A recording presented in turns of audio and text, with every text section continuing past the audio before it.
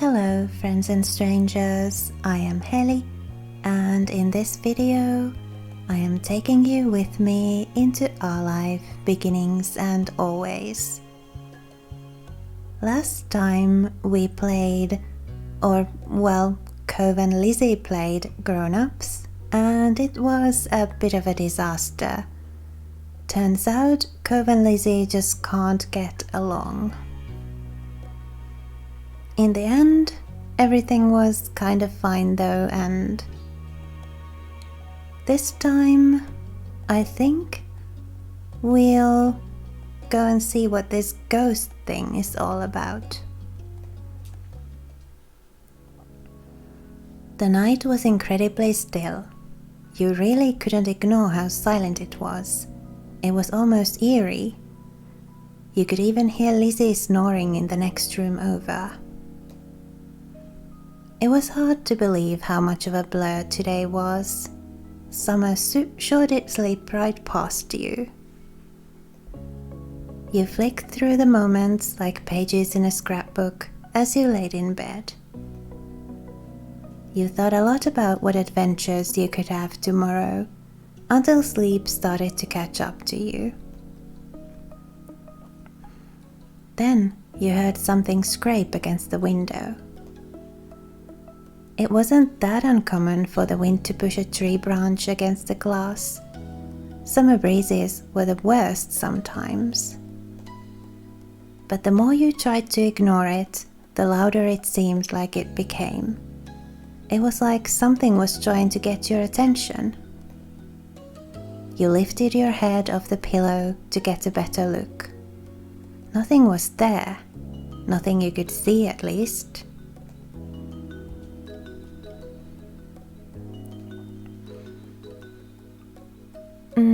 Let's just go back to bed. I don't think we'd be the kind of child to go and explore things on our own. You tried again to close your eyes and go to sleep. But the unknown scratching sounds didn't stop. It left your heart pounding.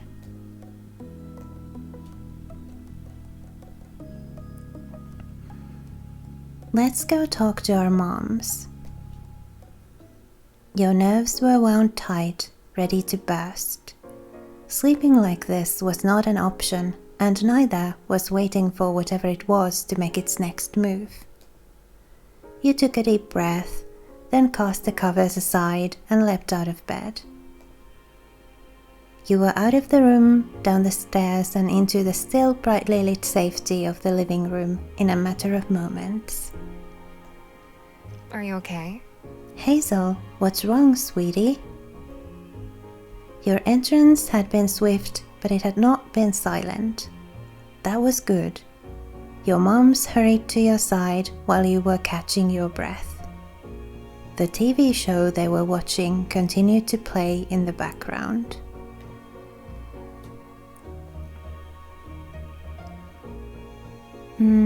Let's tell them we are scared. You reached for the closest parent and clung to her for dear life. There's a loud noise coming from the window. Oh, did it frighten you? Yeah. Mommy crouched down and held your hand, and Mom wrapped her arms around you. You felt the concern slip away. Nothing bad could happen while you were with your moms. You alright with that? Why don't the three of us go upstairs and check together? We'll see what's causing the racket. Good plan. Hazel, can you be brave and show us where the sound was coming from? We want to be extra specially sure that we've checked thoroughly. You nodded. Mom released you from the hug with a proud look. You led them back to your room, still clutching Mommy's hand. Stopping in the doorway, you pointed to the window. It came from there, but I couldn't see anything. I'll go investigate. She flicked the light on with a click. Your heart leapt in your chest as Mom approached the window. Kneeling on your bed, she made a show of inspecting the area from every angle. I don't see anything either. Something was there. I heard it. All right. You and Mummy stay back there and I'll keep looking. I have to go outside, but it'll be done in a jiffy. If it's the wind, we'll have to do our best to sleep through the sounds. If it's something else, it won't be there for much longer. She winked at you and punched one palm with a fist of her other hand. Wait.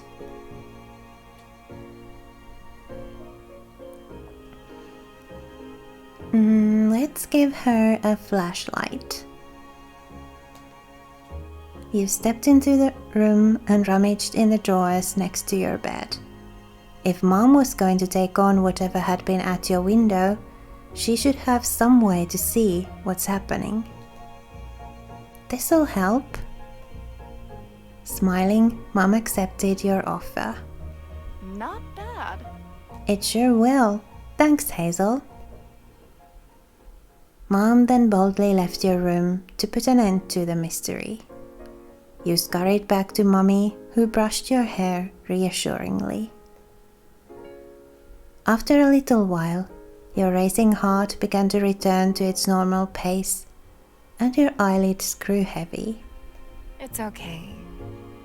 You might be comfier back on the bed. I can keep watch. Okay. Let's get you all settled in, nice and safe. Mummy made a nest of pillows and cushions, which you eagerly snuggled into. Your head was elevated, so you could see the window. At least you could when you could keep your eyes open. Mummy sat beside the bed, still stroking your hand. Mom and I can take care of this. You just worry about getting enough sleep for tomorrow. I know it'll be another big day.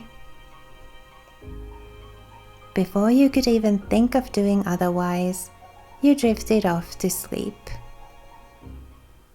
When you woke the next morning, it took a few moments to remember the events from the night before.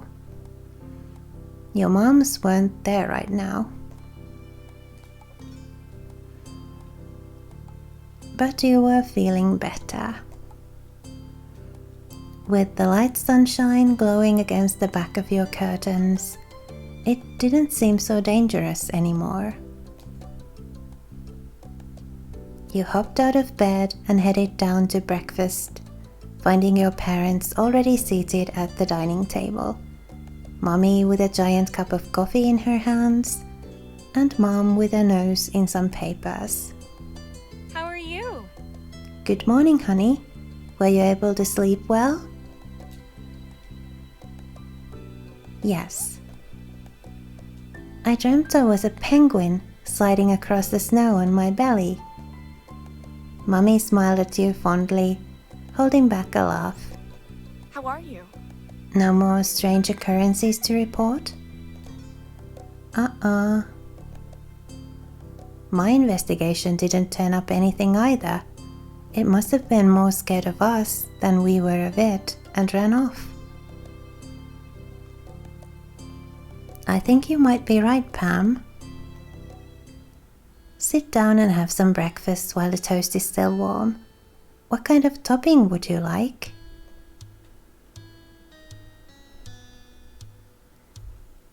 Honey. Delicious. Mummy slid the jar over to you and you dug in, grabbing a slice of toast and spreading the sweet honey over it. After breakfast, you decided to take a walk to the playground to get some fresh air. As you headed towards the playground, taking off your shoes so the soft sand squished between your toes, you spotted a familiar head of green hair.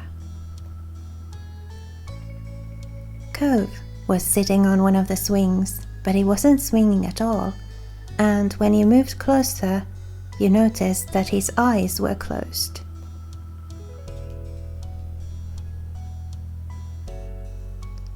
Cove? Positioning yourself in front of him, you could see he was breathing softly, and his glasses had fallen down his nose a little. After a moment or two, you realized he couldn't hear you, so you said his name again, a little louder this time. Cove. This time he stirred, letting out a soft groan at the interruption. Then Cove yawned and pushed his glasses back up his nose, blinking sleepily against the bright sun. Were you asleep? I think so. I'm tired. I didn't sleep very well last night. There were these weird noises outside.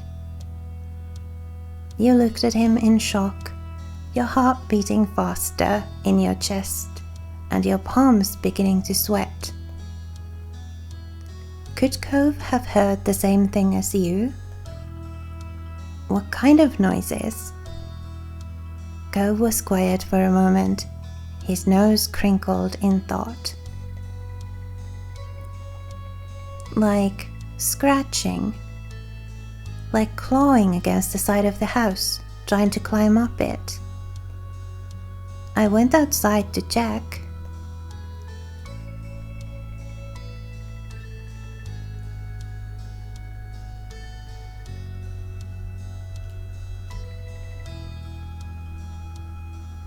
You did?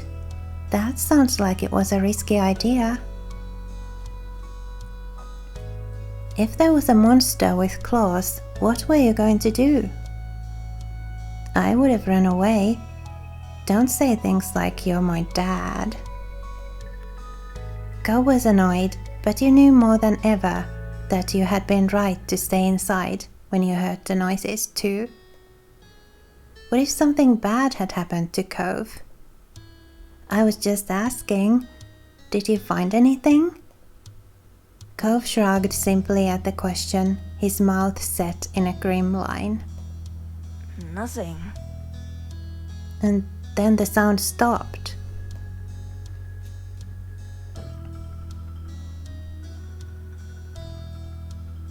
That's a relief. You let out a breath, happy that Cove didn't have an encounter with anything sinister lurking in the streets. The thought of it really being nothing gave you comfort, and you knew you'd find it easier to sleep that night. After that, the rest of the afternoon went by pretty normally, with Cove and you spending a little more time at the park together. That evening, when it started to grow dark once more, you thought back on what Cove had told you, how he didn't find anything outside his house during the night. You held on to that memory, letting it comfort you and keep you brave when you went to bed, knowing that you had nothing to fear. All right. So the ghost remains a mystery then?